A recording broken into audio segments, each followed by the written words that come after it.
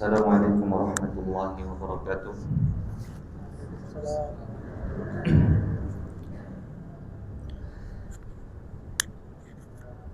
Alhamdulillahi rabbil alamin.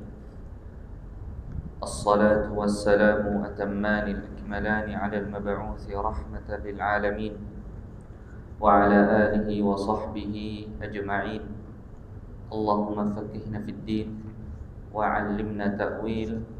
Allahumma 'allimna ma yanfa'una wanfa'na bima 'allamtana wa zidna ilma, amma ba'd. Jamaah sekalian dimuliakan Allah Subhanahu wa taala, alhamdulillah segala puji bagi Allah Subhanahu wa taala yang telah memberikan kita segala nikmatnya sehingga pada hari ini kita dapat bertemu kembali dalam kajian kitab Nawaqidh al-Islam, yaitu pembatal-pembatal keislaman. Dan insyaallah pada pertemuan hari ini kita akan lanjutkan kajian kita.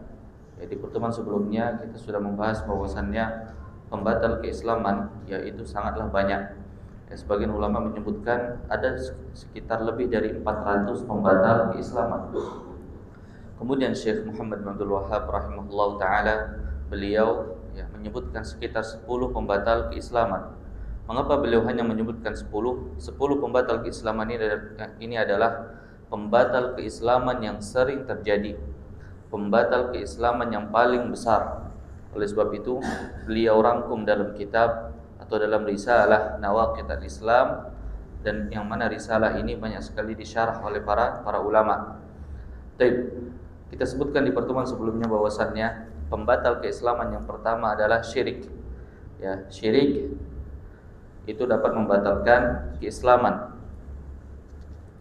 Kemudian juga kita sudah rincikan di pertemuan sebelumnya tentang akibat dari syirik, kemudian sebab mengapa syirik disebut dosa besar, kenapa disebut sebagai pembatal keislaman dan lain sebagainya.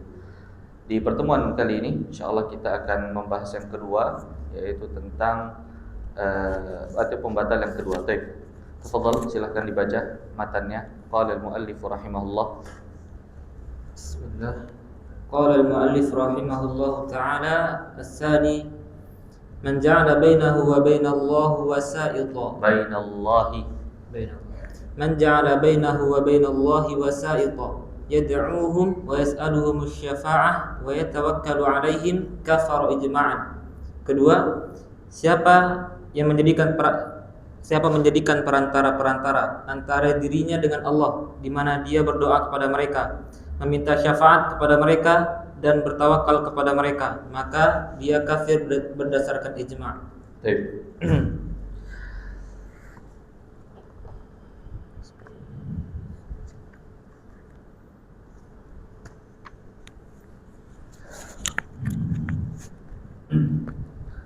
Muallif rahimahullah, beliau menyebutkan pembatal keislaman yang kedua,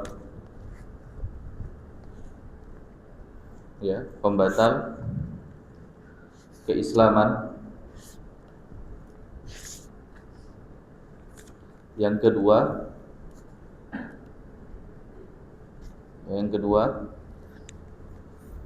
beliau menyebutkan barang siapa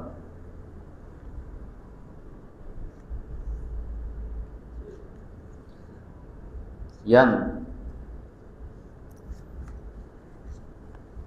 menjadikan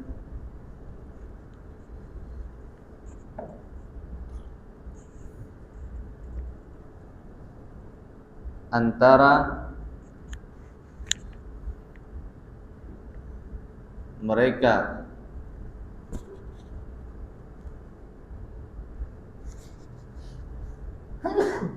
dengan Allah, barang siapa yang menjadikan antara mereka dengan Allah perantara dalam hal berdoa, meminta syafaat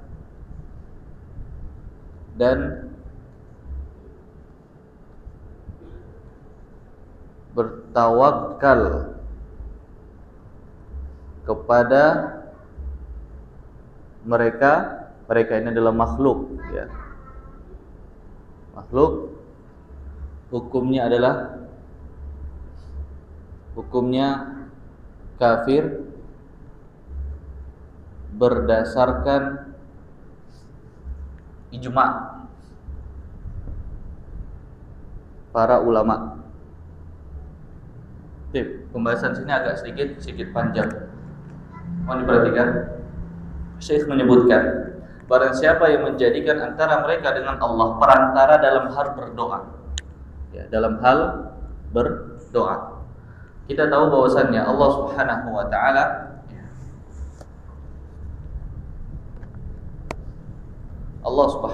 taala menyebutkan seorang hamba ketika hendak berdoa adalah berdoa kepada Allah Subhanahu wa taala.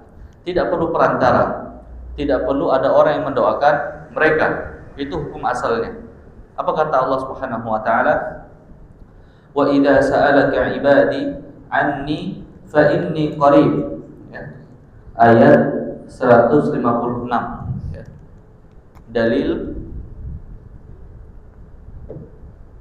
berdoa langsung kepada Allah, ya,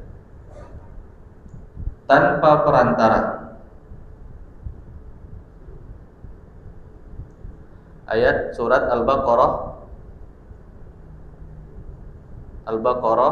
ayat 186.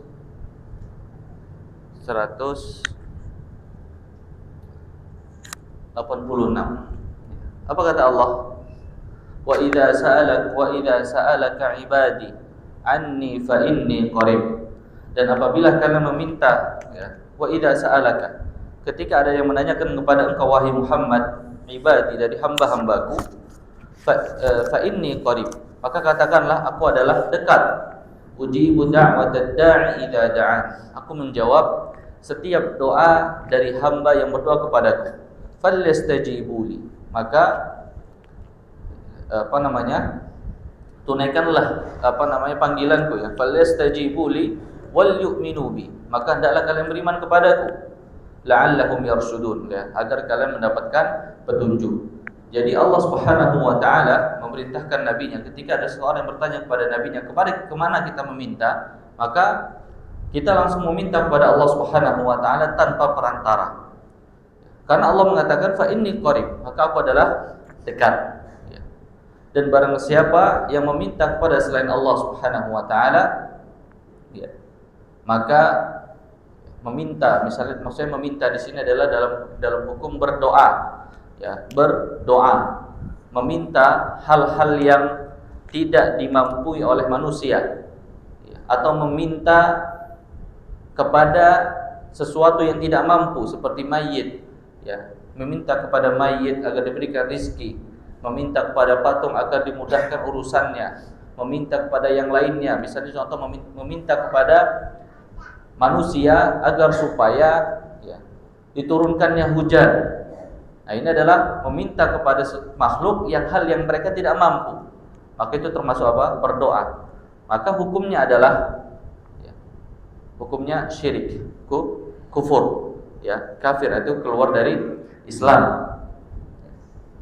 Oleh sebab itu Nabi sallallahu alaihi wasallam, ya, Allah Subhanahu wa taala mengatakan ketika kalian hendak berdoa, mintalah kepada Allah Subhanahu wa taala, jangan minta kepada makhluk. Jangan minta kepada makhluk.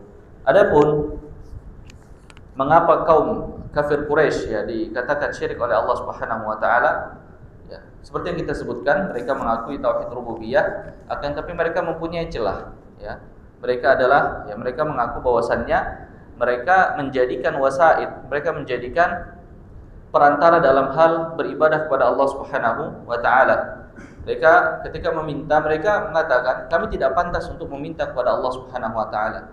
Kami banyak dosa, ya. Sehingga mereka menjadikan suatu perantara yang mungkin dikatakan mereka adalah orang yang soleh, ya, kemudian orang yang atau orang yang soleh yang sudah mati, atau patung, ya, yang dibuat agar supaya mengenang orang-orang soleh yang telah meninggal. Mereka menganggap bahwasannya orang-orang ini bisa menyampaikan hajat mereka kepada Allah Subhanahu wa taala. Akan tapi ketika mereka ditanya, apakah engkau berdoa kepada mereka, meminta kepada mereka, mereka mengatakan tidak. Kami hanya menjadikan hal-hal ini, orang-orang ini menjadi wasaid, menjadi perantara. Dengan itu Allah Subhanahu wa taala ya mengatakan mereka adalah kufur, yang mana mereka harus diperangi ya. Sebagaimana firman Allah Subhanahu wa taala, walladzina ittakhadhu min dunihi awliya ma na'buduhum illa liyuqarribuna ila Allahi zulfa. Ya. Walladzina ittakhadhu min dunihi, dan orang-orang yang menjadikan selain Allah Subhanahu wa taala ya aulia, yaitu para pelindung. Ma na'buduhum, aulia itu bisa maha pelindung, kemudian bisa yang disembah, yang diminta doa dan lain sebagainya. Mereka mengatakan, orang-orang kufur ini mengatakan, ma na'buduhum, kami tidak menyembah mereka. Ma na'buduhum illa liyuqarribuna, kecuali hanya ya kami itu meminta doa kepada mereka, ya mungkin bersujud kepada mereka, illa liyuqarribuna ila Allahi zulfa, agar supaya mereka bisa mendekatkan kami kepada Allah Subhanahu wa taala. Itu hujjah mereka. Itu hujjah kaum musyrikin. Akan tetapi hal itu tidak bisa ya menjadi hujjah mereka di hadapan Allah Subhanahu wa taala. Ya, mereka mengatakan itu hanya sebagai perantara saja. Akan tapi kata Allah tidak, ya, mereka tetap dikatakan kufur oleh Allah Subhanahu wa taala. Dalam akhir ayat Allah Subhanahu wa taala berfirman, "Innallaha la yahdi man huwa kadzibun kafar." Sungguhnya Allah tidak akan memberikan hidayah kepada orang yang kadzib, orang yang pembohong, dan kafar, orang yang ingkar. Ya. Itu dalil bahwasannya ketika seseorang menjadikan suatu ya baik itu misalnya menjadikan sesuatu yang tidak memiliki daya atau upaya ya, yang mana mereka itu bisa menjadikan wasilah kepada Allah Subhanahu wa taala ya, maka hal itu termasuk syirik ya. Seperti halnya tadi kita sebutkan, pergi kepada kuburan ya, misalnya di Penyengat, kemudian minta kepada Syekh fulan, kemudian Raja fulan dan lain sebagainya agar supaya ya raja tersebut menyampaikan hajatnya kepada Allah Subhanahu wa taala, maka ini termasuk syirik, dan itu syirik yang dilakukan oleh kaum kafir Quraisy ya. Terlebih lagi orang yang betul-betul meminta kepada kuburan tersebut. Ya, contoh misalnya, wahai Raja fulan berikanlah aku rezeki, wahai Raja fulan berikanlah aku anak, wahai Raja fulan berikanlah aku kemudahan dan lain sebagainya. Kalau misalnya ucapan yang dia ucapkan seperti itu, maka sejatinya dia ya telah melebihi kekufuran atau kesyirikan dari kaum kafir Quraisy. Karena kalau kita tanya kaum kafir Quraisy, mereka mengatakan, "Ma na'buduhum," kami tidak menyembah mereka. Kami hanya menjadikan mereka ya sebagai alat agar supaya kami bisa lebih dekat kepada Allah Subhanahu wa taala. Itu jawaban mereka. Maka kalau ada orang yang meminta kepada sesuatu selain Allah dengan zatnya, artinya apa? Ya, mereka meminta kepada kuburan, wahai kuburan berikan aku rezeki, wahai raja berikan aku rezeki, raja yang sudah mati. Maka ya itu termasuk lebih parah daripada kaum Quraisy. Adapun dalil ya sebagai sebagian kaum muslimin ya mengambil dalil bahwasannya bolehnya kita mengambil wasilah dalam hal berdoa, yaitu wasilah yang tidak syar'i. Ya, ada wasilah-wasilah yang syar'i ya, seperti misalnya ya, dengan amalan soleh ya. Ya, contoh misalnya kita berbuat amal soleh, kemudian kita berdoa kepada Allah Subhanahu wa taala, ya Rabb, saya telah melakukan ini dan itu, ya saya telah beribadah kepada Engkau, maka berikanlah aku rezeki dan lain sebagainya. Ya boleh, ada masalah, wasilah dengan amalan-amalan yang amalan soleh. Kemudian ketika ada orang yang soleh yang masih hidup, hayyin qadir, ya hayyin hadir, orang yang hidup dan hadir, maka ketika kita minta doa kepadanya tidak ada masalah. Kenapa tidak ada masalah? Karena mereka mampu untuk mendoakan kita. Yang tidak boleh adalah kita meminta kepada orang yang tidak mampu, seperti orang mati. Ya, tidak mampu untuk mendoakan kita, tidak mampu untuk memenuhi hajat kita. Maka itu termasuk apa? Syirik. Ya. Sebagaimana para sahabat tidak pernah lagi meminta kepada Nabi Muhammad SAW sepeninggal Nabi Muhammad SAW. Padahal apa? Nabi SAW kuburannya di mana? Di Madinah. Kalau seandainya hal itu dibolehkan, maka niscaya mereka akan meminta kepada Nabi Muhammad SAW. Ya. Mereka ketika Nabi hidup, mereka meminta, ya wahai Nabi doakan aku, wahai Nabi, ya minta kepada Allah supaya berikan syafaat kepadaku dan lain sebagainya. Ya. Akan tetapi setelah Nabi meninggal, maka hal itu tidak dilakukan oleh para sahabat. Kenapa? Karena mereka mempunyai tauhid yang kokoh, ya, tauhid yang kokoh. Jadi oleh sebab itu jamaah sekalian melakukan Allah Subhanahu wa taala, ya, hukum asal berdoa adalah hanya kepada Allah Subhanahu wa taala. Itu afdalnya. Itu utamanya. Ya, utamanya adalah kepada Allah Subhanahu wa taala. Tapi kembali ke yang tadi, ya, dalil sebagian orang mengatakan boleh mengambil wasilah, ya. Mereka mengatakan mengambil dalil dari firman Allah Subhanahu wa taala dalam surat Al-Maidah, ya ayyuhalladzina amanu taqullaha, ya, wabtaghu ila rabbihimul wasilah. Ya. Wahai orang-orang yang beriman, bertakwalah kalian kepada Allah dan carilah, ya, dan carilah wasilah untuk menuju Rabbmu, ya. Dan carilah wasilah untuk menuju Rabbmu. Sebagian kaum muslimin mengartikan bahwasannya boleh kita menjadikan kuburan-kuburan tersebut wasilah agar supaya kita lebih dekat kepada Allah Subhanahu wa taala. Ya, sebagian kaum muslimin mengartikan demikian. Tapi kalau kita cek kembali dalam tafsir, yaitu tafsir-tafsir, ya, apa maksudnya wasilah itu? Salah satunya Imam At-Tabari mengatakan, ya, maksud dari ayat ya ayyuhalladzina amanu taqullaha wabtaghu ilaihil wasilah, ya, itu maksudnya adalah wasilah di sini wabtaghu ilaihil wasilah, yaitu carilah kalian wasilah untuk pada Allah Subhanahu wa taala. Maksudnya adalah watlubul qurbata ilaihi bil amali bima yurdih, yaitu mintalah kedekatan kepada Allah Subhanahu wa taala bil amal, dengan amalan-amalan bima yurdihi, ya, dengan amalan-amalan yang diridhoi oleh Allah Subhanahu wa taala. Kemudian Imam Qatadah rahimahullah taala menyebutkan juga maksud dari ayat ini adalah taqarrabu ilaihi bi ta'atihi, yaitu dekatkanlah diri kalian kepada Allah, ya, yaitu berwasilah dengan apa? Dengan ketaatan kepadanya. Wal amal bi ta'atihi wal amali bima yurdihi, dan beramal dengan apa yang diridhoi oleh Allah Subhanahu wa taala. Kemudian juga Ibnu Katsir rahimahullah yang menyebutkan, ya, wa hadha alladhi qalahu haula'il a'immah la khilafa bainal mufassirin fi, ya, fa hadhihi alwasilatu la ta'ni alwasaid. Wasilah yang dimaksudkan dalam ayat ini adalah bukan perantara-perantara yang dipahami oleh sebagian orang, ya. Wa inna ma ta'ni, ya, adapun yang dimaksudkan dalam ayat ini adalah at-taqarrubu ila Allah bit tauhid, yaitu mendekatkan diri kepada Allah dengan tauhid. Maksud dari ayat ini adalah wabtaghu ilaihil wasilah, carilah wasilah. Wasilah itu maksudnya di sini bukan perantara, akan tapi maksudnya adalah at-taqarrub ila Allah bit tauhid, yaitu mendekatkan diri kepada Allah dengan apa? Tauhid. Itu adalah tafsir dari Ibnu Katsir rahimahullah taala. Wa bima yurdihi, dan juga beramal dengan apa-apa yang Allah ridhoi. Ya. Jadi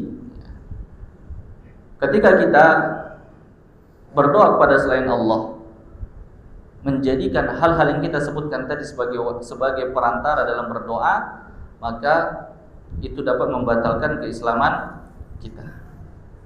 Maka hati-hati, ya, hati-hati. Nah, ya, mungkin kita bisa mendapatkan uzur bil jahl, yaitu uzur atas dasar kejahilan.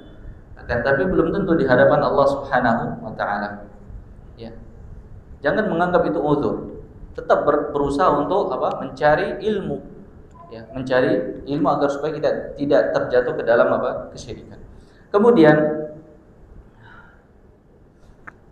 barang siapa menjadikan antara mereka dengan Allah perantara dalam hal berdoa, tadi barusan kita jelaskan, ya, dan itu sudah kita jelaskan juga dalam kitab Al-Qawaid Al-Arba', ya, dalam pertemuan atau dalam kitab sebelumnya, ya. Kemudian saya menyebutkan dalam meminta syafaat, ya, meminta syafaat. Nah, ini juga, ya, syafaat kita sebutkan itu adalah hak Allah Subhanahu wa taala, hak mutlak bagi Allah Subhanahu wa taala. Makhluk tidak memiliki syafaat.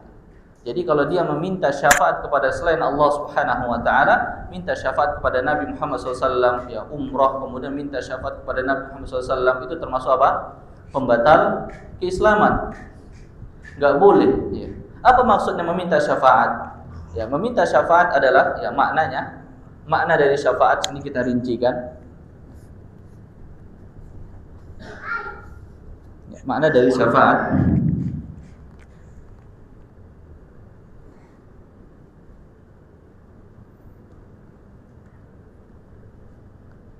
meminta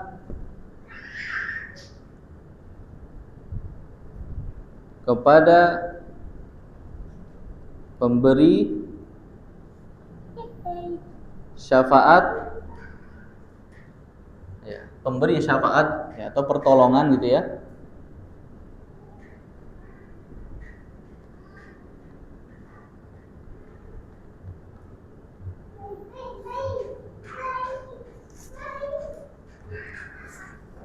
di hadapan Allah Subhanahu wa taala. Allah taala ini syafaat musbatah, syafaat yang syar'i dalam hal menolak manfaat, dalam hal mendapatkan manfaat dan menolak mudarat. Ya, nah ini adalah makna dari syafaat. Makna dari syafaat. Baik. Syafaat, jamaah sekalian melihat Allah Subhanahu wa taala. Syafaat terbagi menjadi, ya, syafaat secara umum, ya. Ada syafaat terbagi menjadi dua, ya. Ada yang namanya syafaat meminta pertolongan, ya. Maksudnya ada syafaat, ya, dari makhluk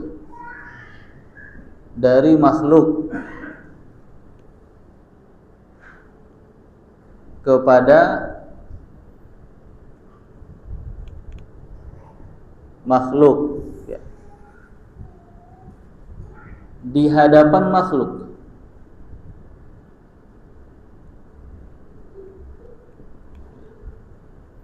Nah, ini bisa kata meminta kepada pemberi syafaat pertolongan di hadapan lain selainnya, artinya selain orang yang memberi syafaat, agar supaya maknanya bisa lebih luas, ya, makna syafaat. Jadi makna syafaat meminta kepada pemberi syafaat pertolongan di hadapan selainnya. Maksudnya selainnya di sini adalah selain dari pemberi syafaat. Kemudian kita rincikan, ada syafaat dari makhluk. Dari makhluk kepada makhluk di hadapan makhluk. Apa hukumnya?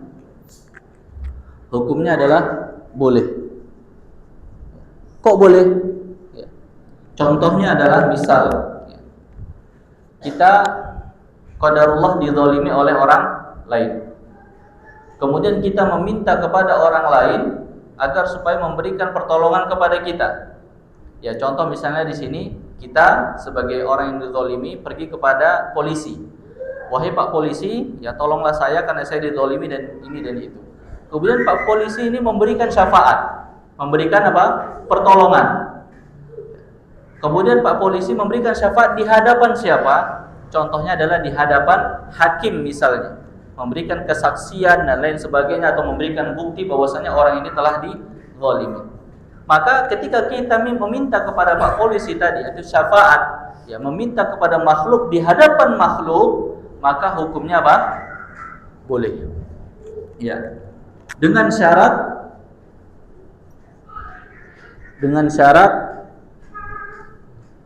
bukan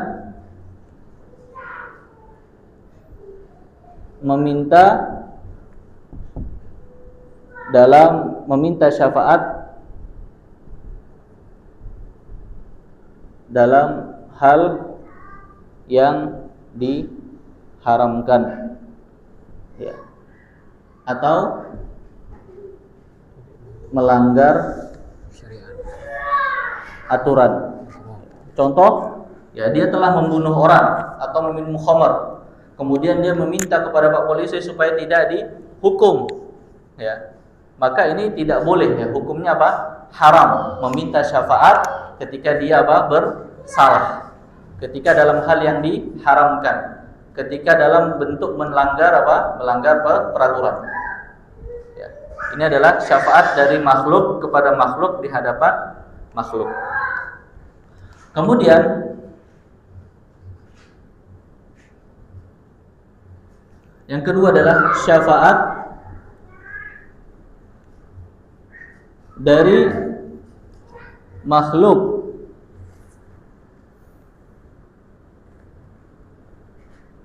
kepada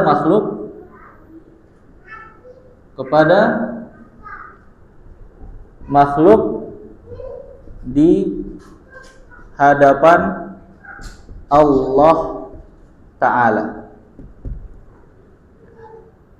Syafaat dari makhluk kepada makhluk di hadapan Allah Subhanahu wa Ta'ala. Ya, seperti halnya contoh misalnya kita meminta syafaat kepada orang lain. Ya. Misal, wahai fulan, doakan saya. Ya, meminta doa itu termasuk apa? Meminta apa? Syafaat. Contoh misalnya kita datang kepada Syekh fulan, wahai Syekh, tolong doakan saya agar supaya saya menjadi anak yang soleh. Tolong doakan anak saya supaya anak saya menjadi anak yang soleh. Itu ada meminta syafaat, meminta pertolongan, meminta doa itu sama. Ya. Maka hukumnya adalah apa? Boleh. Dengan syarat, ya, yang diminta syafaat,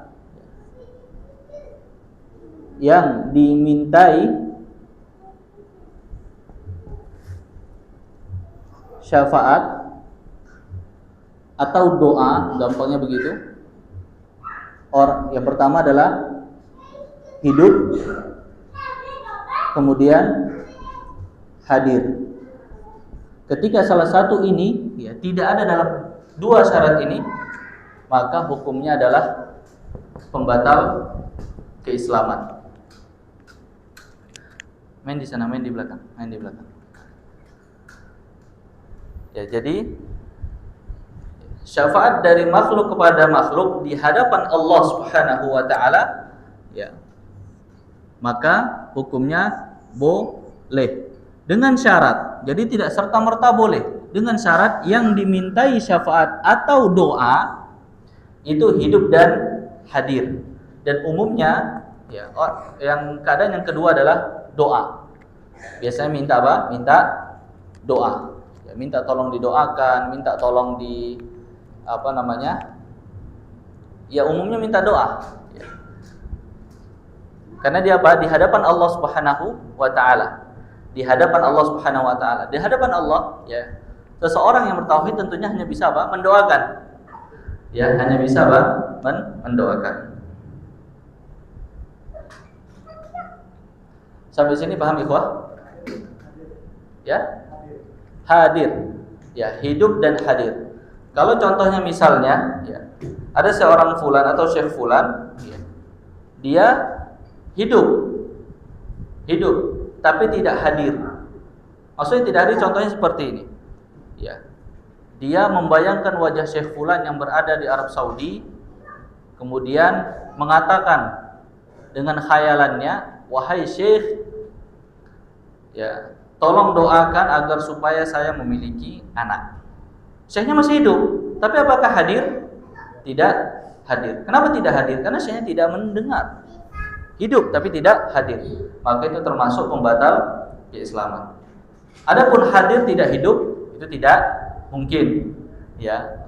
Kalau hadir tidak hidup tidak mungkin. Orang yang hadir pasti hidup. Bagaimana lewat telepon?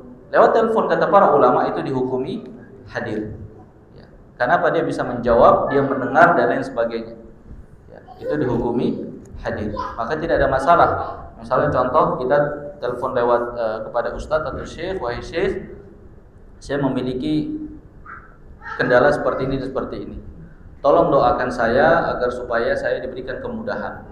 Kata syekh, insya Allah saya doakan kamu di hadapan Allah Subhanahu wa Ta'ala. Baik, maka itu juga boleh. Atau meminta syafaat, ya, meminta syafaat, ya, kepada makhluk di hadapan Allah Subhanahu wa Ta'ala. Maka itu dibolehkan. Di sini ada yang mau ditanyakan, Ikhwan? Fadhol. Di sini paham pembagian syafaat?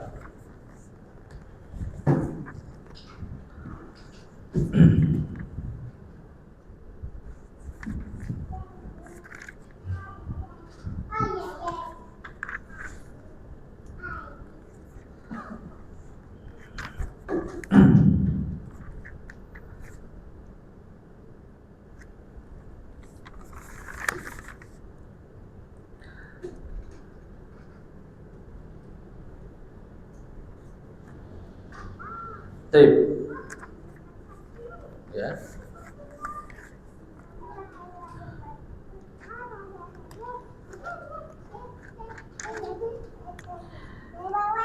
Ini adalah syafaat apa? Di dunia, ya. Jadi syafaat, mohon maaf harus kita bagi lagi. Ini sudah mau dicatat boleh, nanti kita lebih rinci lagi. Ya, yang mau foto boleh difoto. Baik. Atau kita tulis lagi lah biar supaya lebih rinci. Sebentar. Ini sudah tahu insya Allah ya. Sudah dicatat ini, pengertiannya saja. Nanti ada pun bawahnya kita tulis lagi.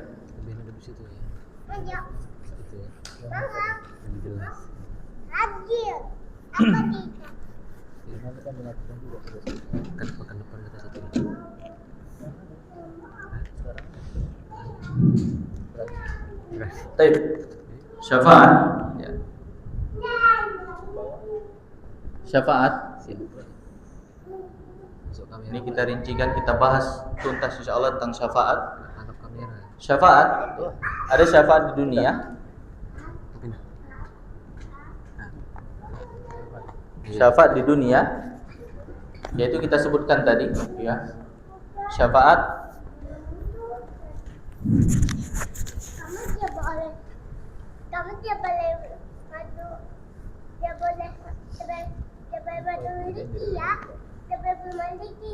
syafaat dari makhluk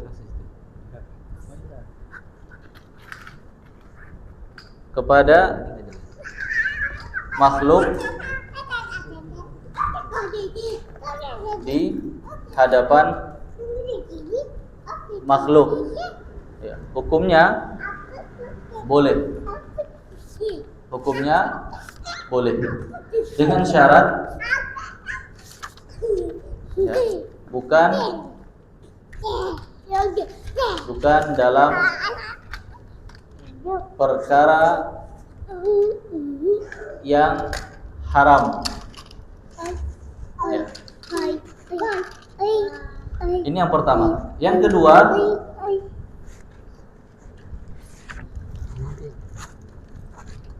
syafaat dari makhluk kepada makhluk di hadapan Allah Ta'ala, ya. Hukumnya boleh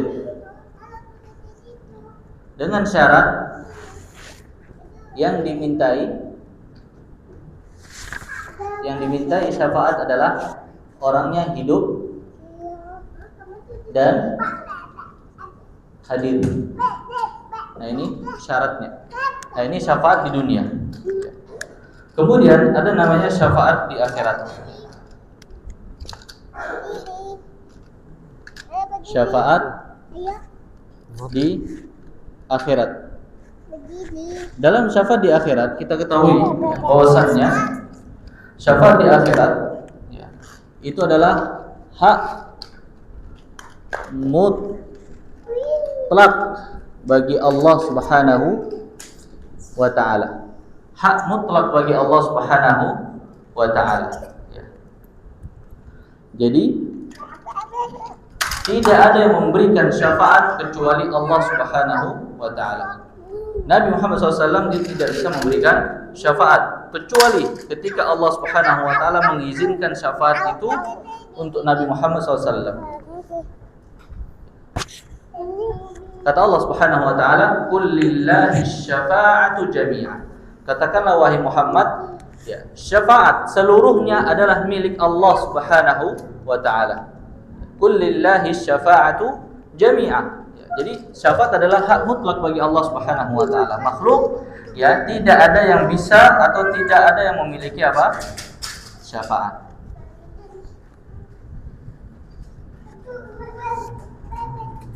Baik. Mengganggu enggak ya? Enggak, insyaallah ya. Bisa konsen insyaallah ya. Baik, barakallahu fiik. Baik. Kemudian, ya, yang kedua adalah ijma. Ya. Ijma ulama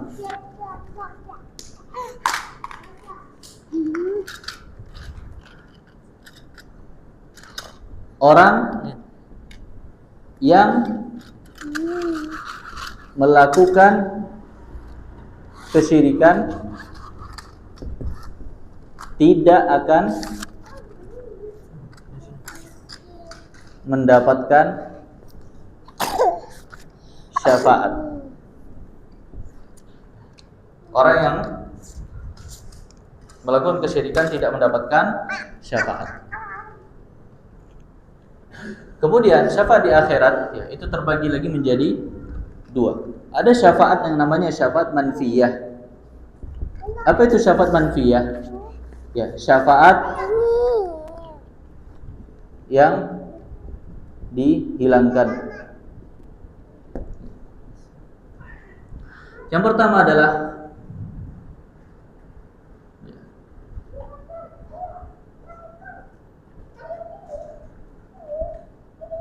syafaat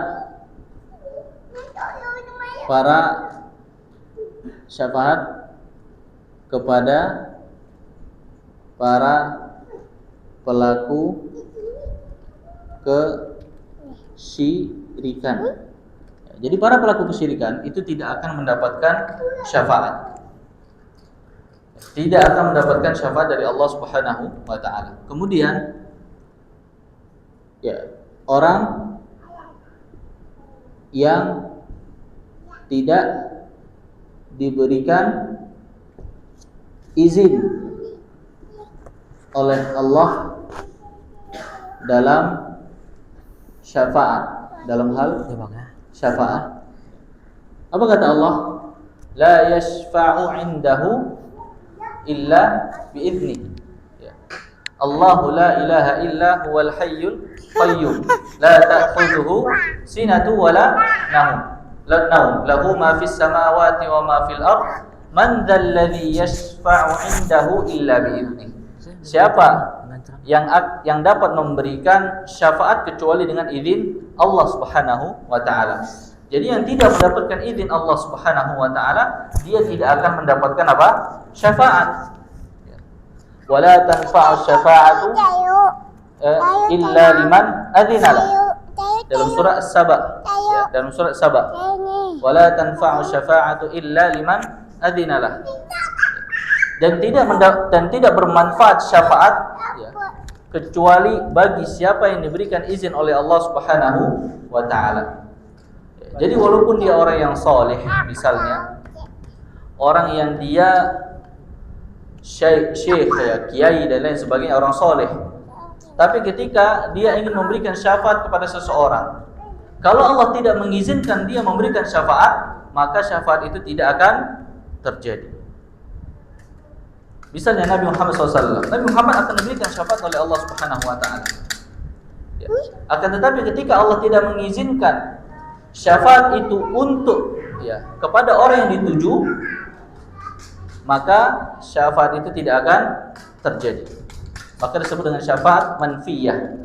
Ya, artinya apa? Syafaat yang tidak diberikan izin oleh Allah Subhanahu wa taala, itu namanya syafaat manfiyah. Manfiyah itu adalah syafaat yang dihilangkan, yang tidak mungkin terjadi.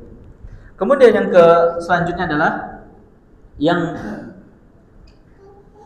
syafaat manfiyah adalah orang yang tidak diridhoi oleh Allah Ta'ala. Orang yang tidak diridhoi oleh Allah Subhanahu wa Ta'ala, maka dia tidak akan mendapatkan syafaat manfiyah. Dia dihilangkan syafaat baginya. Ya. Kata Allah Subhanahu wa taala, "Yauma idzil la tanfa'u syafa'atu illa man adzina lahu ar-rahman wa radiya lahu qawla." Pada hari itu tidak bermanfaat syafaat kecuali siapa yang diberikan izin dan siapa yang diridhoi oleh Allah Subhanahu wa taala. Ya, jadi orang yang tidak diridhoi oleh Allah Subhanahu wa taala, maka dia tidak mendapatkan syafaat. Pertanyaannya adalah, misalnya para pelaku dosa besar, apakah maksudnya di sini diridhoi adalah orang yang tidak pernah melakukan dosa? Ya? Apa yang maksudkan di sini diridhoi?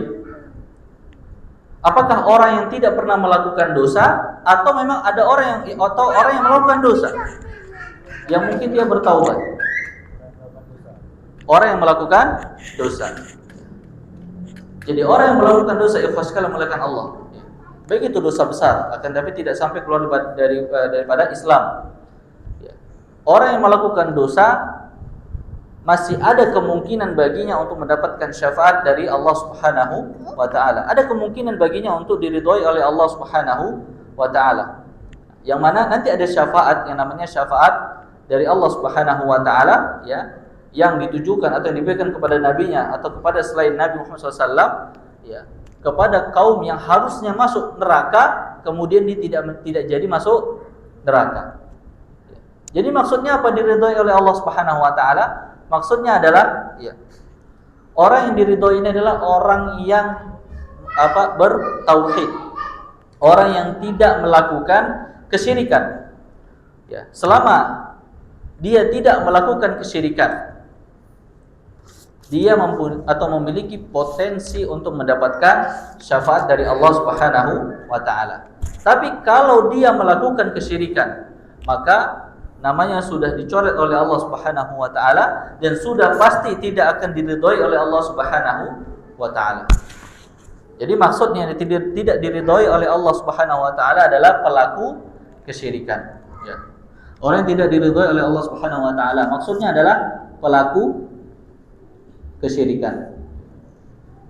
Jadi selama dia tidak melakukan kesyirikan, walaupun dia melakukan dosa, maka tetap dia memiliki potensi untuk mendapatkan syafaat dari Allah Subhanahu wa taala. Memiliki potensi diridhoi oleh Allah Subhanahu wa taala.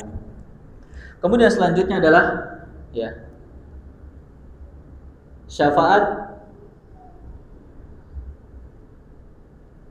sesembahan selain Allah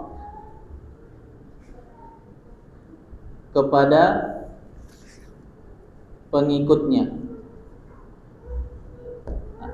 Ini juga manfiyah. Manfiyatnya dihilangkan, tidak mungkin. Tidak mungkin sesembahan selain Allah Subhanahu wa taala itu memberikan apa? Syafaat. Ya. Maka disebut dengan syafaat manfiyah. Kemudian ada yang namanya syafaat musbatah. Musbatah. Apa maksudnya musbatah? Syafaat yang tetap, ya, yang terjadi. Ya, yang pasti terjadi, yang pasti orang itu mendapatkannya. Ya. Kapan dia mendapatkan syafaat? Yang pertama adalah, ya, harus memenuhi syarat. Apa itu syaratnya? Syaratnya adalah yang pertama, izin dari Allah Ta'ala. Yang kedua, ridho Allah kepada pemberi syafaat. Kemudian yang ketiga, ridho Allah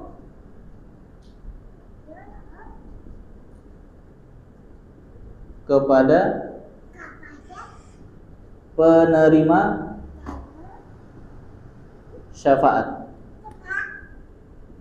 Ketiga syarat ini terkumpul, maka sudah dipastikan dia mendapatkan apa? Syafaat dari Allah Subhanahu wa taala. Perlu kita pahami bahwasanya syafaat itu adalah hak mutlak. Hak mutlak untuk Allah Subhanahu wa taala, bukan dimiliki oleh makhluk, ya, baik itu dia orang saleh, nabi ataupun malaikat. Syafaat itu semuanya kembali kepada Allah Subhanahu wa taala. Ketika dia meminta syafaat kepada selain Allah, maka dia dikategorikan sebagai pembatal keislaman. Oleh sebab itu Syekh mengatakan, ya, barang siapa yang menjadikan antara mereka dengan Allah perantara dalam berdoa dan meminta syafaat, maka itu termasuk apa? Kafara ijma'an. Maka dia telah kufur secara ijma'. Ijma' ulama, bukan artinya tidak ada perselisihan di antara para ulama. Ijma', ya, ijma' ulama. Maka agar supaya kita mendapatkan syafaat, maka harus terkumpul tiga hal ini. Terkumpul tiga hal ini. Adapun syafaat musbadah dikatakan Allah, ya, itu syafaat musbadah. Ada syafaat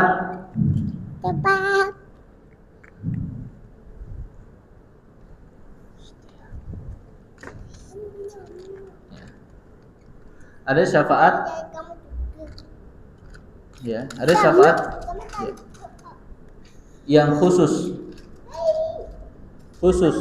untuk Nabi, dan juga ada syafaat yang untuk Nabi dan untuk selain Nabi. Ya. Ada punya khusus untuk Nabi Muhammad SAW, ya, adalah pertama syafa'atu al-uzma, ya, syafaat uzma. Apa itu syafaat uzma? Syafaat uzma adalah, yaitu ketika manusia dikumpulkan oleh Allah Subhanahu wa taala di padang mahsyar, maka mereka, ya, meminta kepada Allah Subhanahu wa taala, ya, agar supaya dipercepat, ya, peradilannya, qadanya. Ya, kemudian Nabi Muhammad SAW memberikan syafaat.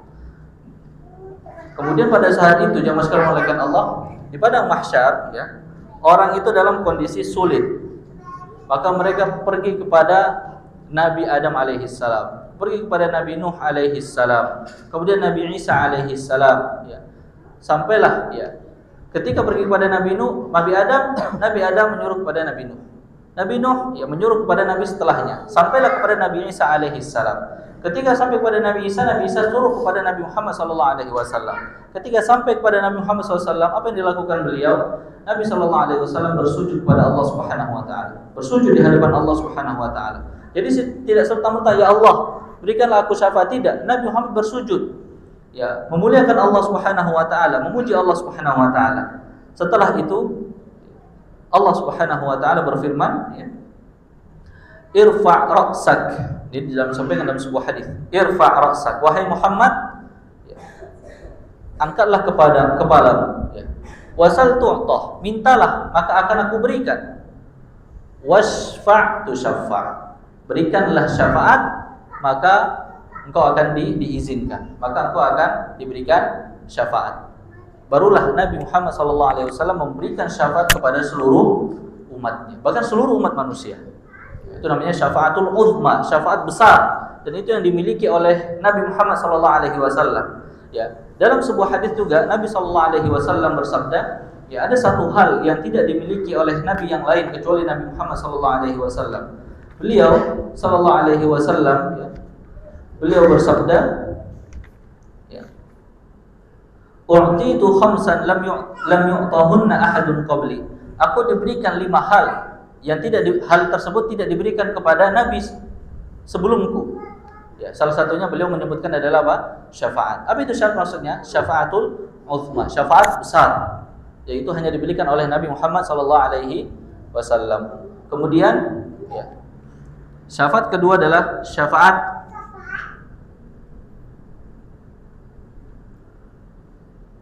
untuk paman beliau sallallahu alaihi wasallam, ya, yaitu untuk pamannya Abu Talib, ya. Abu Talib kita tahu bersama bahwasannya Abu Talib, ya, itu tidak masuk ke dalam surga. Abu Talib, ya, yang melindungi Nabi Muhammad SAW dan membantu dakwah Nabi Muhammad SAW, ya, mati dalam keadaan kufur. Ketika mati dalam keadaan kufur, ya, Nabi SAW tentunya bersedih. Ya, maka Allah Subhanahu wa taala berfirman, innaka la tahdi man ahbabta walakinallaha yahdi man yasha. Sesungguhnya engkau wahai Muhammad tidak akan dapat memberikan hidayah kepada orang yang engkau cintai, ya, akan tetapi Allah lah yang memberikan kepada orang yang Dia kehendaki. Ya, kemudian Nabi Muhammad SAW, ya, meminta kepada Allah supaya diberikan syafaat untuk pamannya. Maka Allah mengabulkan. Apa kata Nabi Muhammad SAW? Ya, huwa fi dahdahin minan nar, walaula ana lakana fid darkil asfali minan nar. Yaitu, ya, pamannya Abu Talib, ya, huwa fi dahdahin minan nar. Dia berada pada atasnya neraka, yaitu neraka yang paling dangkal. Walaula ana, kalau bukan karena syafaatku, kalau bukan karena aku, kata Nabi Muhammad SAW, lakana fid darkil asfali minan nar, maka dia berada pada kerak neraka paling dalam. Ya. Dahdah itu adalah neraka yang paling atas. Dalam hadis yang lain disebutkan, la'allahu tanfa'uhu syafaati. Ya. Mudah-mudahan syafaatku ini bermanfaat baginya yaumal qiyamah, pada hari kiamat. Ya, fayuj'alu fi dahdahin minan nar, maka Allah akan jadikan dia, yaitu pamannya Nabi Muhammad SAW, ya, berada pada dahdah, yaitu neraka yang paling atas. Ya belughu ka'baihi, yaitu api neraka itu hanya sampai di, ya, Ka'ab itu artinya hanya sampai di mata kakinya Abi Thalib, tidak sampai memakan badannya Abi Thalib. Yaghli minhu dimagu, akan tetapi efeknya adalah ketika api tersebut membakar, ya, mata kakinya, ya, yaghli minhu dimagu, maka otaknya mendidih. Itu hukuman yang paling ringan, maka disebutkan di situ adalah hukuman yang paling ringan, yaitu hukuman yang diberikan oleh Allah Subhanahu wa taala untuk Abu Thalib, yaitu paman Nabi Muhammad SAW. Kalau bukan karena syafaat Nabi Muhammad SAW, maka Abu Thalib paman Nabi Muhammad SAW itu berada di neraka yang paling dalam. Tapi karena syafaat beliau, Allah meletakkan Abu Thalib, ya, di neraka yang paling atas, yang mana api itu hanya sebatas di mata kakinya saja. Akan tapi efeknya adalah otaknya bisa mendidih. Itu adalah hukuman yang paling ringan. Maka itu adalah subhanallah, ya, kalau kita bayangkan, ya, itu adalah hukuman neraka yang paling ringan. Hanya sekedar mata kakinya yang dibakar oleh Allah Subhanahu wa taala, tapi otaknya sampai mendidih, dan itu terus berulang selama-lamanya. Bagaimana dengan orang yang para pelaku kesyirikan yang dibakar dari ujung rambut sampai ujung kaki dibakar? Ketika dia melakukan kesyirikan, maka Allah mengatakan, innallaha la yaghfiru an yushraka bih, sesungguhnya Allah tidak akan mengampuni dosa syirik. Maka ketika dia melakukan dosa syirik, ujung kaki sampai ujung kepala itu dibakar, disiksa oleh Allah Subhanahu wa taala. Maka bahaya sekali dosa syirik. Bahaya sekali dosa syirik, perlu kita pahami. Bahaya sekali para pembatal-pembatal keislaman. Bahaya. Perlu kita pahami agar supaya Islam kita tidak batal, agar supaya kita tidak kekal di mana? Di dalam neraka. Itu adalah syafaat kedua, ya, yang dimiliki khusus untuk Nabi Muhammad sallallahu alaihi wasallam.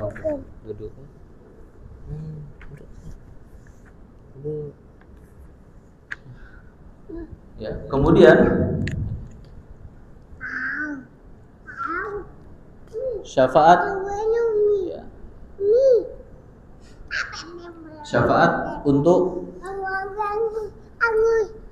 penduduk Madinah.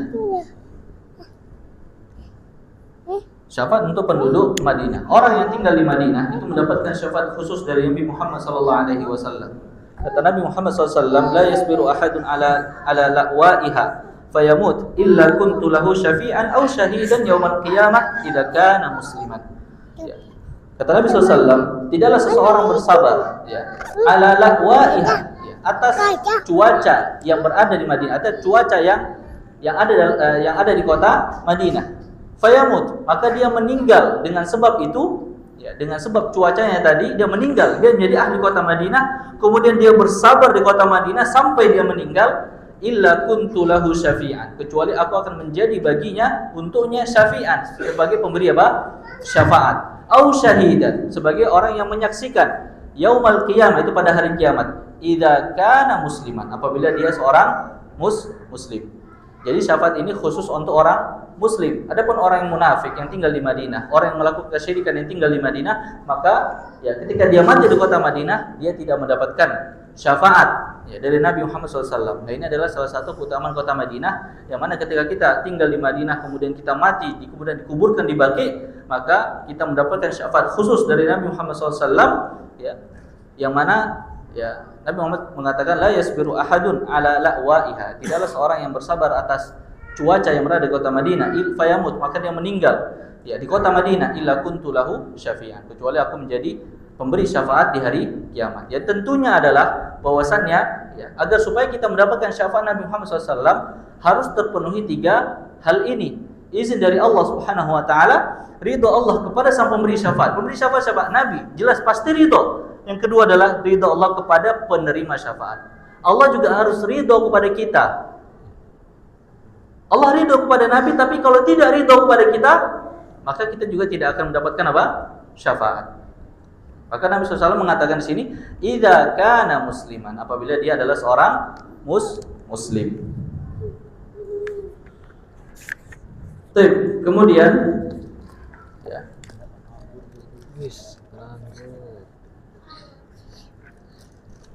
Adapun untuk Nabi dan untuk selain Nabi ya, disebutkan dalam hadis juga bahwasannya orang selain Nabi Muhammad SAW seperti malaikat, ya, anak kecil, ya, itu dapat memberikan apa? Syafaat. Seperti orang penghafal Al-Quran dan lain sebagainya itu dapat memberikan syafaat. Ya. Apa itu syafaatnya seperti apa? Yang pertama adalah ya, orang yang masuk neraka kemudian dikeluarkan darinya dan masuk ke surga. Itu yang pertama. Yang kedua, ya, orang yang harusnya masuk neraka,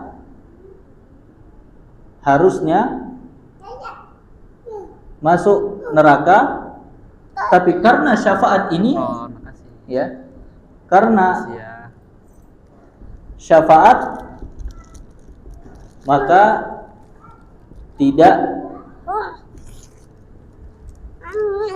jadi dimasukkan ke dalam neraka.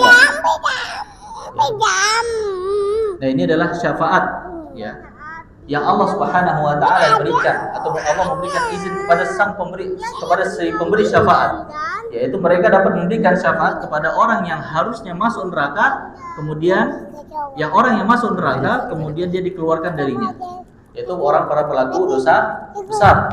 Kalau pelaku syirik, selain syirik ya, itu dapat potensi akan diampuni dosanya oleh Allah Subhanahu wa taala. Tapi kalau pelaku syirik, dia tidak akan mungkin diampuni oleh Allah Subhanahu wa taala. Dan juga orang yang harusnya masuk neraka, harusnya dia masuk ke neraka, tapi karena ada syafaat, entah itu dari pamannya, entah itu dari Nabi Muhammad SAW, entah itu dari anaknya, entah itu dari orang-orang yang soleh, ya, maka ya awal yang harusnya dia masuk neraka, maka dia tidak jadi masuk neraka. Dalilnya apa? Dalilnya adalah sabda Nabi Muhammad SAW, "Ladkhulannal jannata bi syafa'ati rajulin laisa binabiyyin mithlul hayyayaini Rabi'ata wa Mudhar." Ya. Akan masuk ya. Ladkhulannal jannata bi syafa'ati rajulin. Akan masuk seseorang ke surga dengan syafaat seorang laki-laki. Laisa binabiyyin, dan yang mana laki-laki tersebut bukan seorang nabi. Mithlu al-hayyayaini Rabi'ata wa Mudhar. Seperti halnya dua kabilah, yaitu Rabi'ah dan Mudhar. Maksudnya apa? Yaitu ada seseorang laki-laki yang dapat memberikan syafaat kepada dua kabilah yang besar, kepada dua kaum yang besar. Jadi seorang laki-laki itu dapat memberikan kepada dua kabilah. Ya. Dan itu bukan nabi dan juga bukan rasul. Dia dapat memberikan apa? Dapat memberikan syafaat. Kemudian Nabi SAW juga bersabda, "Yadkhulul jannata bi syafa'ati rajulin min ummati aktsaru min Bani Tamim." Akan masuk ke dalam surga dengan syafaat seorang laki-laki dari umatku, aktsaru min Bani Tamim, ya. Yang mana yang dia berikan syafaat itu lebih banyak dari jumlah Bani Tamim. Bani Tamim itu banyak sekali. Bahkan sekarang masih ada Bani Tamim. Yang marganya Tamimi itu Bani Tamim namanya. Ya. Kalau antum punya teman orang Arab yang marganya Tamimi, At-Tamimi, ya, itu namanya Bani Tamim. Ya. itu mereka, ya, kata Nabi Muhammad SAW, ada satu orang yang dapat memberikan syafaat, yang mana syafaat dia itu berguna untuk sekelompok masyarakat yang mana jumlahnya lebih dari Bani Tamim. Yang mana Bani Tamim mungkin udah ratusan ribu mungkin, atau jutaan sekarang. Dari zaman Nabi Muhammad SAW sampai sekarang. Jadi apa? Ini bukti bahwasannya, ya, selain Nabi Muhammad SAW itu juga dapat seseorang dapat memberikan apa? Dapat memberikan syafaat. Tapi kembali ke yang tadi bahwasannya syafaat ini berlaku apabila telah terpenuhi syarat yang ditentukan oleh Allah Subhanahu wa taala, yaitu izin dari Allah Subhanahu wa taala, ridha Allah dan ridha Allah kepada pemberi syafaat dan ridha Allah kepada penerima syafaat. Baik, sampai sini paham ikhwan? Ya. Kemudian yang terakhir, dan bertawakal kepada mereka makhluk, hukumnya kafir, ya, berdasarkan ijma ulama. Jadi ada di sini beliau, ya, rahimahullah, menyebutkan 3 macam ibadah. Yang pertama adalah berdoa, ya, dengan perantara, kemudian juga meminta syafaat, kemudian juga bertawakal kepada mereka makhluk. Apa itu tawakal? Ya, tawakal adalah, ya, tawakal i'timadu qalbin, ya, bersandarnya hati kepada Allah. Ini tawakal yang syar'i, ya, kepada Allah, ya, dalam menerima manfaat dan menolak mudarat dengan mengambil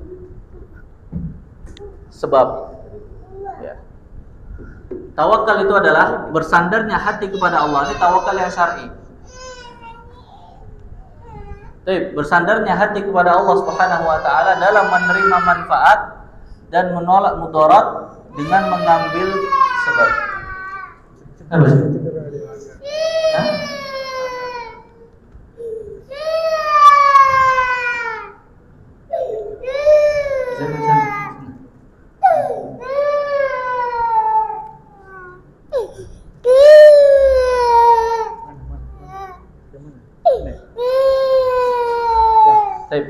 Ya, tawakal adalah bersandarnya hati kepada Allah Subhanahu wa taala dalam menerima manfaat dan menolak mudarat dengan mengambil sebab.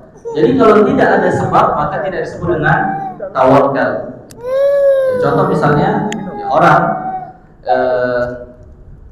dalam hal rezeki lah misalnya, dalam hal bekerja, saya bertawakal kepada Allah Subhanahu wa taala tapi tidak mau bekerja, maka itu tidak disebut dengan tawakal. Tawakal itu harus dengan sebab, harus mengambil sebab, ya. Setelah dia mengambil sebab, maka barulah dia beriktimad, yaitu bersandar hatinya kepada Allah Subhanahu wa taala. Maka di sini dalam ta'rif ini atau pengertian ini, maka tawakal itu mengandung 2 unsur. Mengandung 2 unsur. Apa itu? Yang pertama adalah, ya, unsur hati dan juga adalah unsur al-jawarih, yaitu anggota badan. Ketika hati dan anggota badan bersatu, ya, maka disebut dengan apa? Tawakal. Kalau hanya hati saja yang bersandar kepada Allah tanpa disertai dengan anggota badan atau usaha, maka tidak disebut dengan tawakal. Dan juga sebaliknya, kalau hati tidak beriktimad, tidak bersandar kepada Allah dan anggota badan bekerja, maka juga tidak disebut dengan apa? Tawakal. Ya. Maka maksudnya di sini tawakal yang tidak syar'i, yang termasuk pembatal keislaman adalah ketika dia bersandarnya hatinya kepada selain Allah Subhanahu wa taala. Ya, contoh misalnya antum bekerja di suatu perusahaan. Ya. Antum mengatakan, kalau saja saya tidak taat kepada, atau kalau saya tidak bekerja di perusahaan ini, maka saya tidak dapat makan. Itu termasuk apa? Hatinya, ya, beriktimad, bersandar kepada selain Allah Subhanahu wa taala. Itu termasuk bertawakal yang tidak syar'i, yang termasuk apa? Kesyirikan. Ya, maka kuncinya adalah di sini. Kalau di sini berubah kepada selain Allah, ya misalnya di sini berubah kepada selain Allah, maka syirik. Maka ini termasuk apa? Syirik. Ya, termasuk syirik. Maka harus ya hati kita harus bersandar kepada Allah Subhanahu wa taala. Ya. Apapun usaha kita, sandarkanlah hati kita kepada Allah Subhanahu wa taala. Ya. Adapun misalnya asbab ya sebab-sebab ini ya itu hanya sebagai sebab saja, bukan sebagai yang mendatangkan rizki ya, yang mendatangkan rizki.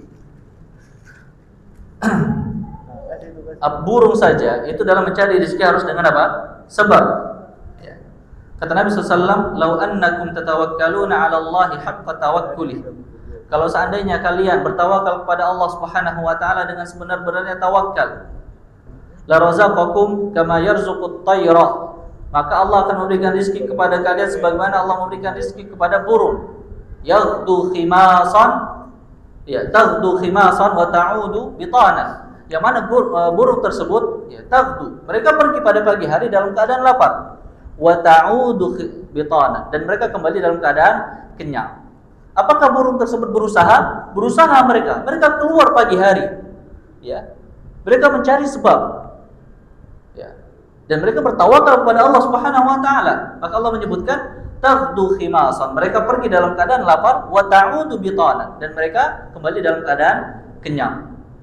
Maka Nabi SAW mengumpamakan, lau annakum tatawakkaluna 'ala Allahi haqqa tawakkul. Kalau seandainya kalian bertawakal kepada Allah haqqa tawakkuli, dengan sebenar-benarnya takwa, ya, dengan sebenar-benarnya tawakal, ya, yaitu bersandar hati kepada Allah dan mencari apa? Sebab. Itu barunya sebenar-benarnya apa?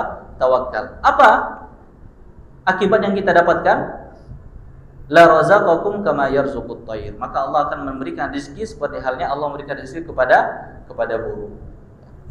Jadi ini adalah makna dari tawakal. Kalau tawakal ini ya disandarkan hatinya kepada selain Allah, maka termasuk syirik. Maka itu termasuk apa? Pembatal keislaman. Maka hati-hati, ya, jangan kita bersandar kepada manusia, ya, jangan kita bersandar kepada makhluk, ya, apalagi bersandar kepada kuburan yang jelas-jelas tidak dapat memberikan manfaat dan tidak dapat memberikan mudarat. Ya. Apalagi mengatakan bahwasannya ya seseorang ini atau raja ini dialah yang dapat memberikan manfaat dan mudarat kepada, maka harus bersandar kepadanya. Kalau kita punya keyakinan seperti itu, ya kalau misalnya contoh ada sebagian orang mengatakan kalau saya tidak kerja di sini, ya kalau saya tidak mengabdi di sini, maka saya tidak dapat makan. Ya, maka dia bersandar kepada bosnya, kepada makhluknya, kepada rajanya, maka itu termasuk apa? Kesyirikan. Dan itu termasuk pembatal keislaman. Barakallahu fikum. Sampai sini ada pertanyaan ikhwah? Silakan.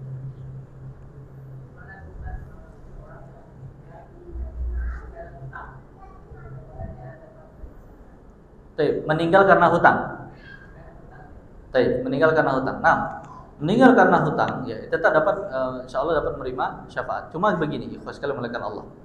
Orang yang meninggal karena hutang ini banyak prosesnya, ya, banyak prosesnya, banyak alurnya. Yang pertama adalah, ya, ketika dia meninggal kemudian meninggalkan hutang, meninggal dunia kemudian meninggalkan hutang, maka pertama adalah arwahnya tergantung. Maksudnya tergantung ini bagaimana? Tidak jelas kembalinya apakah ke surga atau ke neraka. Sampai kapan? Sampai nanti hari kiamat. Yang harusnya mungkin dia masuk ke surga, dia mendapatkan nikmat kubur, disebabkan hutang, maka dia tidak mendapatkan nikmat kubur. Sampai pada hari kiamat nanti, maka Allah Subhanahu wa taala ya akan mengadili dia. Maka dia akan membayar hutang itu dengan apa? Dengan hasanat. Dengan kebaikan yang dia miliki, ya akan diberikan kepada orang yang dihutangi. Ya kemudian kalau hasanatnya sudah habis, maka dia dosa orang yang dihutangi tadi ya akan diberikan kepada orang yang menghutangi, ya, akan ditimpakan ke mereka. Dan juga tidak cukup sampai itu. Nabi SAW menyebutkan laqiyallaha sariqan, maka dia akan bertemu kepada Allah Subhanahu wa taala dalam kondisi atau dalam status pencuri. Dalam kondisi yang tidak baik. Statusnya di hadapan Allah ketika itu adalah apa? Pencuri. Ya. Kita pengen berjumpa dengan Allah dengan status yang baik, status hamba yang bertauhid. Tapi kalau dia mempunyai hutang, beda cerita. Kemudian apakah dia mendapatkan syafaat? Ya, insya Allah dapat mendapatkan syafaat. Akan tetapi itu tadi, ya dia harus bertauhid dan lain sebagainya. Ya. Maaf insya Allah Syekh. Tapi prosesnya panjang ini. Ya bisa jadi dia diazab dulu, masuk ke dalam neraka dulu, diazab dulu dan lain sebagainya ya, dibakar dulu, naudzubillah ya, dibakar dulu, barulah dia mendapatkan syafaat, artinya dikeluarkan dari neraka, gitu ya. Ya selama dia tidak melakukan kesyirikan, maka tetap dia dia berpotensi untuk mendapatkan apa? Syafaat. Syafaat yang mana? Apakah yang pertama atau yang kedua? Allahu a'lam. Ya bisa jadi ya dia langsung dimasukkan ke surga tanpa harus dimasukkan ke neraka, atau dimasukkan ke dalam neraka dulu, dicuci dulu, kemudian masuk ke dalam surga. Ya. Seperti itu. Barakallahu fiik. Ada pertanyaan lagi, Pak?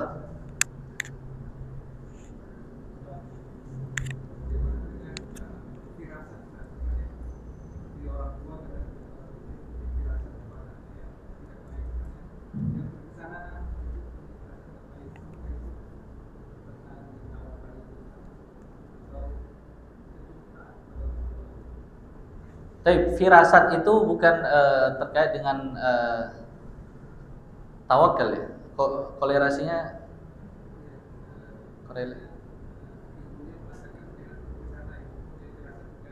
Oke, ibunya mengatakan ke sana, ibu punya firasat nggak enak. Oke, kemudian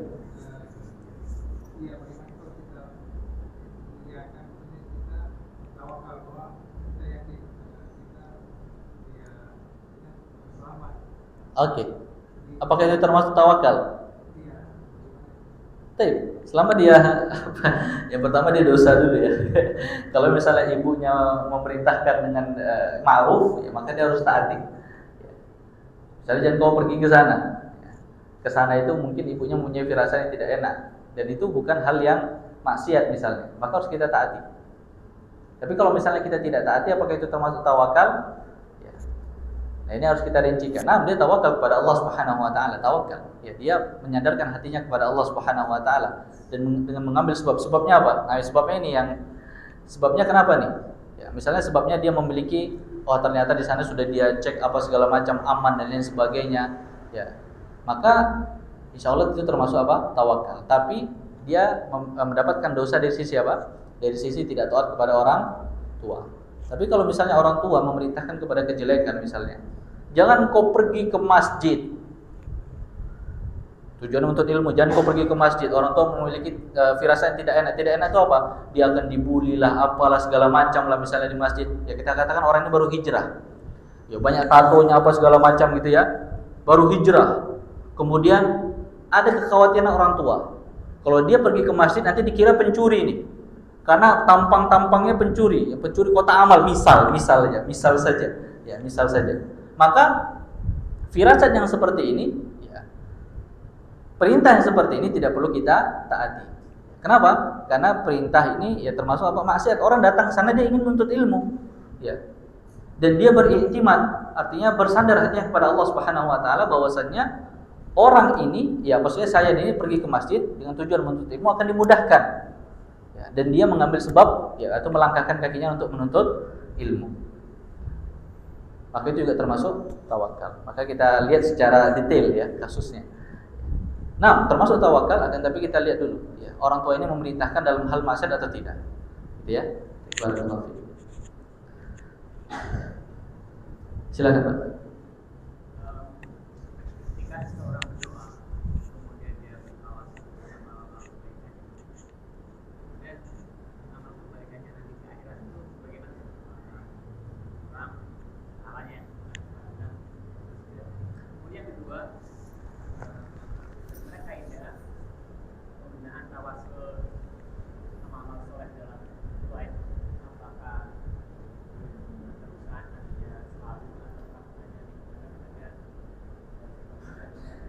Baik, barakallahu fiik. Yang pertama adalah apakah ketika kita bertawasul dengan amalan soleh kita berkurang? Jawabannya tidak. Tidak berkurang. Ya, Jadi tetap mendapatkan pahala dari Allah Subhanahu wa taala. Kemudian yang kedua, ketika kita bertawasul, ya. Apa tadi sih? Ya, penggunaannya seperti apa? Apakah terus-menerus atau tidak? Baik, ketika kita bertawasul ya itu bebas. Kalau kita mau terus-menerus tidak ada masalah. Ya, contoh misalnya kita meminta kepada Allah Subhanahu wa taala ya, dengan cara sholat dulu. Sholat dulu ya. Kita mendekatkan diri kita kepada Allah, itu termasuk dengan tawasul dengan amalan soleh. Ya. Umroh dulu, haji dulu, sholat dulu, sedekah dulu. Ya, saya sedekah ini.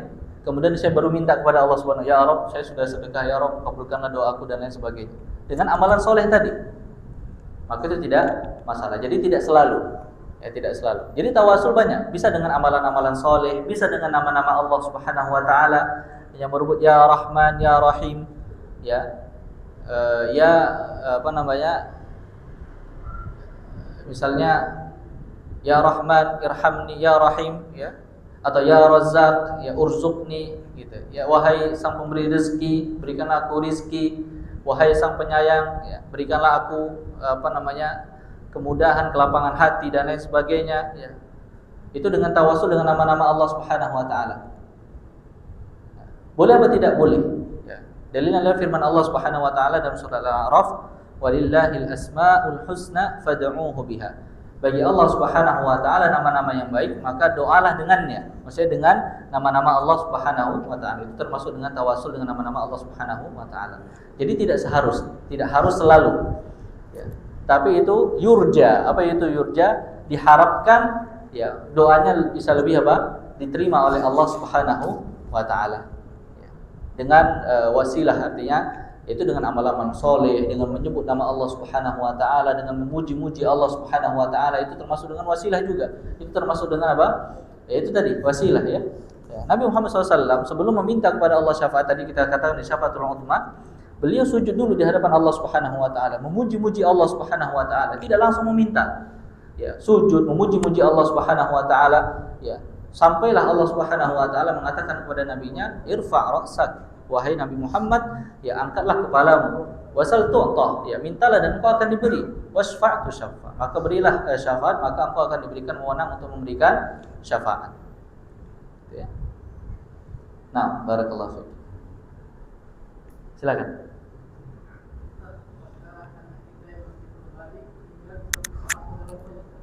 Nah, Allah alam, saya pernah dengar hadisnya tapi saya lupa itu ya.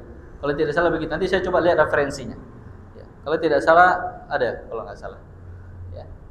Ini yang belum balik ya. Nah, barakallahu fiik. Coba nanti saya lihat referensinya, diingatkan, kadang saya lupa. Barakallahu fiik. Baik, terus. Silakan dulu. Kalau kuburan itu apa boleh disebutkan nama mana? Lalu boleh tidak menyebutkan atau menyebutkan? Boleh tidak menyebutkan. Boleh tidak menyebutkan. Oke. Ya, ada nama tempat lain. Lalu apa ada istimewaan dan Baik, barakallahu fiik ya. Dalam hal penguburan ini ya, kuburan boleh tidak menyebutkan nama, maka itu disyariatkan sebenarnya. Ya. Kalau tidak menyebutkan nama disyariatkan. Kenapa? Dikhawatirkan ada orang yang, mohon maaf ya, kebetulan orang yang meninggal ini adalah orang yang soleh, sehingga ada orang yang mungkin datang ke sana untuk meminta-minta dan lain sebagainya. Maka dikosongkan saja. Kalau antum lihat di baki, ikhwasan melakukan Allah di baki, ya, itu tidak ada nama sahabat, ya, nama istri Nabi, ya, tidak ada. Kosong semua, batu semua, kuburan sama semua. Kita nggak tahu yang kubur ini siapa. Ya, dari zaman Nabi Muhammad SAW sampai zaman kita sekarang. Ya. Tapi kalau seandainya diberikan nama itu pun boleh. Diberikan nama pun boleh. Yang tidak boleh apa? Yujassos. Apa itu yujassos? Yaitu adalah membangun bangunan, menyemen, ya.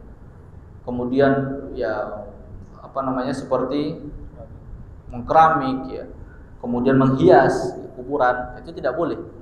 Jadi kuburan tersebut ya udah dibuat gundukan sedikit saja, kemudian dikasih tanda. Adapun tandanya mau dikasih nama mau tidak, maka tidak ada masalah. Apakah ada kekhususan kalau tidak diberikan nama? Allahu a'lam.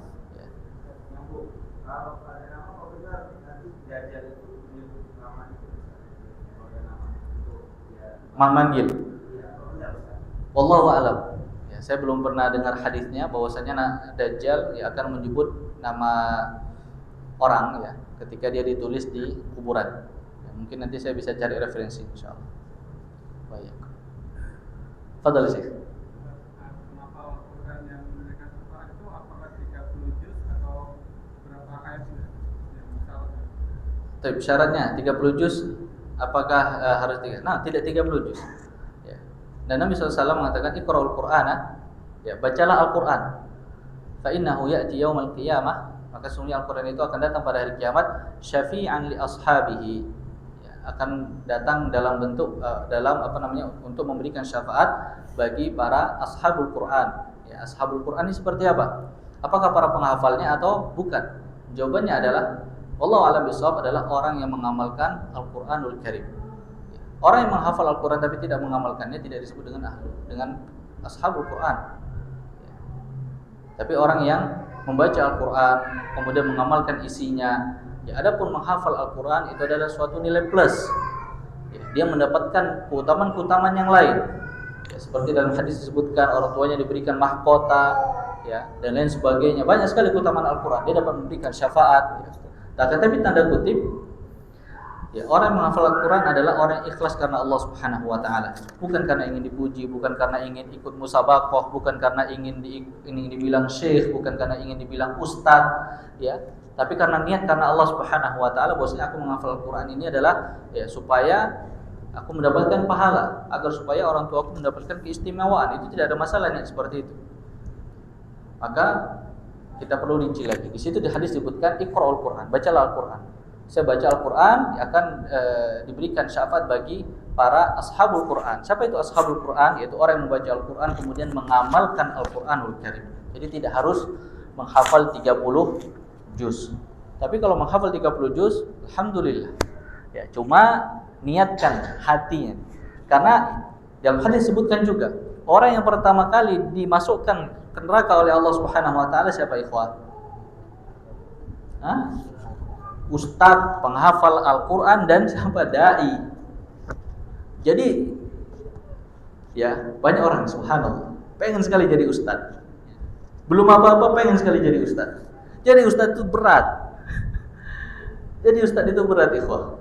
Wallahi berat. Wallahi berat. Wallahi berat. Berat sekali. Paling berat apa? Menatah hati. Paling berat menatah hati. Demi Allah berat. Saya katakan. Zaman sekarang antum tahu ilmu agama sedikit dipanggil ustadz, masya Allah, wah, ustadz. Pakai jubah kemana-mana. Gak ada masalah. Pakai jubah kemana-mana gak ada masalah. Ya cuma karena pakai jubah karena dipanggil ustadz itu yang jadi masalah. Banyak tidak? Banyak. Baru belajar sedikit, ustaz. Berat, ikhwah. Ya pertama yang dimasukkan oleh Allah ke neraka siapa? Ustaz penghafal Al-Quran. Itu yang pertama kali dimasukkan. Makanya harus ditata hati itu. Berat. Ana sendiri demi Allah, ya, demi Allah, ikhwah. Ana menata hati ana itu sulit sekali. Sulit sekali. Menjadi ustaz itu tidak mudah. Terlebih lagi kita menata hati, ya. Misal kita di syuting, di apa dan lain sebagainya. Kita itu menata hati kita untuk niat ikhlas karena Allah Subhanahu wa Ta'ala.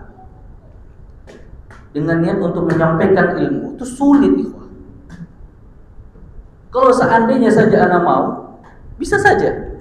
Mohon maaf, mungkin sudah terkenal. Ya. Karena Anda pernah buat konten qadarullah ini naik di Instagram. Tapi ketika itu Anda temukan khalal, ketemukan kecacatan dalam hati Anda. Ketika itu Anda berhenti. Berat jadi ustaz. Kemudian menghafal Al-Quran juga demikian. Allah berikan anugerah kita menghafal Al-Quran, alhamdulillah. Kemudian kita ikut musabaqah. Apa itu musabaqah? Tilawatul Quran. Ana dulu ikut musabaqah tilawatul Quran di Jogja. ikut nasional sekali di Bangka Belitung. Kalau ikut provinsi di Jogja udah nggak tahu berapa kali. Tapi hati kita yang jadi masalah di situ. Kita menghafal Al-Quran untuk apa? Apakah untuk ikut musabaqah atau kan niat karena Allah Subhanahu wa taala? Itu jadi masalah. Ada goncangan dalam hati. Maka yang berat, saya katakan berat. Ya, menjadi ustadz itu berat, menjadi penghafal Al-Quran itu berat. Beratnya apa? Bukan menghafalnya, bukan proses belajarnya, tapi ketika menata hatinya, itu yang paling berat. Proses belajar memang susah, akan tapi lebih susah apa? Menata hati. Bagaimana hati kita ikhlas karena Allah Subhanahu wa taala dalam menyampaikan ilmu, dalam membaca Al-Qur'an, dalam mengajarkan Al-Qur'an, dalam menghafal Al-Qur'an, terutama mengamalkan isi dari Al-Qur'an itu sulit. Akan tetapi apa banyak sekarang ya, zaman sekarang baru belajar sedikit ya, Ustaz. Subhanallah. Makanya saya katakan, ya akhi, ustadz itu kalau di Saudi itu gelar profesor, baru dipanggil ustadz. Di Saudi Arabia itu ustadz itu gelar profesor. Kalau syekh itu ada dua kemungkinan, syekh dituakan karena umur atau dituakan karena ilmu. Tapi belum tentu profesor. Belum tentu apa? Profesor. Dia mungkin ilmu, ya ilmunya banyak, maka dipanggil syekh. Atau dia tua, sudah berubah misalnya, dipanggil juga syekh. Ya. Tapi kalau ustadz, siapa itu? Profesor. Al-ustadz fulan bin fulan. Ustadz itu profesor. Ada namanya ustadz musa'id, ya, pembantu profesor, ustadz musyarik, asisten profesor, baru ustadz. Ya kayak kalau di tentara mayor jenderal, letnan jenderal, jenderal. Nah, gitu. Ya, kurang lebih seperti itu. Mayor jenderal, musa'id. Ustadz musa'id. Musyarik, letnan jenderal. Jenderal, ustadz. Jadi al-ustadz itu adalah profesor. Sekarang di Indonesia, Masya Allah, berfatwa sedikit ustadz. Ya, akhi ustadz. Gimana ustadz? Dan orang yang dipanggil seperti itu munafik. Ya, mengiyakan. Itu fitnah itu. Hati-hati fitnah itu. Jangan sampai kita belajar ilmu agama karena ingin dipanggil ustaz. Antum dipanggil ustaz dengan jamaah antum itu hanya sekedar bonus saja. Bukan berarti antum harus dipanggil ustaz, tidak. Apalagi yang antum tidak belajar agama, harusnya malu untuk dipanggil apa? Ustaz, harusnya. Tapi zaman sekarang tidak. Baru belajar agama sedikit, ustaz. Ketika ada orang yang mungkin tidak tahu latar belakang dia, proses belajarnya seperti apa tidak tahu, dia cuma pakai jubah, pakai sorban, kemudian ustaz, oh iya, Masya Allah, ustaz, oh iya, gimana? Ya akhi, makanya paling susah siapa? Menata hati. Menata hati paling sulit. Nah, barakallahu fiik. Baik, ikhlas sekalian melakukan Allah Subhanahu wa taala. Insyaallah alhamdulillah kita setelah menyelesaikan ya kajian pada hari ini. Ini pembatal keislaman yang kedua. Insyaallah nanti pekan depan biidznillah taala kalau tidak ada halangan insyaallah kita akan lanjutkan kembali untuk materi selanjutnya yaitu pembatal keislaman yang ketiga. Dan mudah-mudahan ya kajian yang singkat ini bermanfaat untuk kita semua. Lebih kurangnya kami mohon maaf. Kita tutup dengan doa kafaratul majlis. Subhanakallahumma bihamdika asyhadu an la ilaha illa anta astaghfiruka wa atubu ilaik. Assalamualaikum warahmatullahi wabarakatuh.